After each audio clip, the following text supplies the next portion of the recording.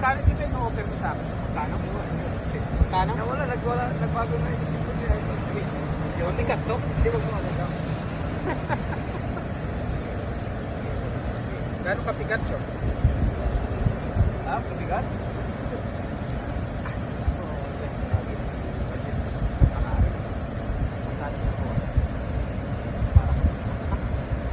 Hindi lang.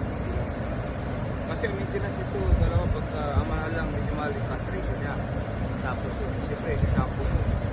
Sa shampoo mo dyan, hindi lang sa basta shampoo din. Kailangan para may anak niyan. Oo, anak talaga. Oo. Anak na eh.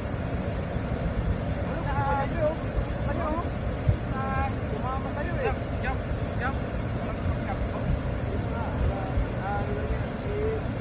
Ba't ito ang gusto mong ipara dyan? Kasi hindi sila magkasundo muna. Nahirapan.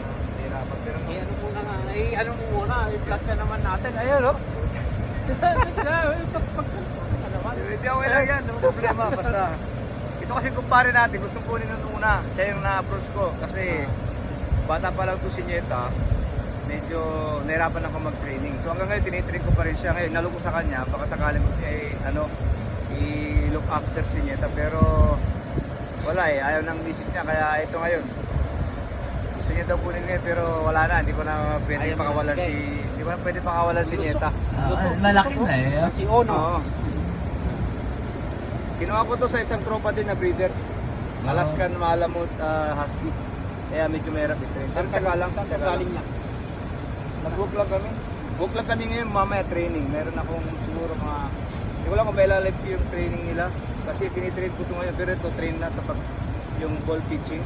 Mag-hagis ka, tapos mag-catch. Iba yung may tip na may training din na.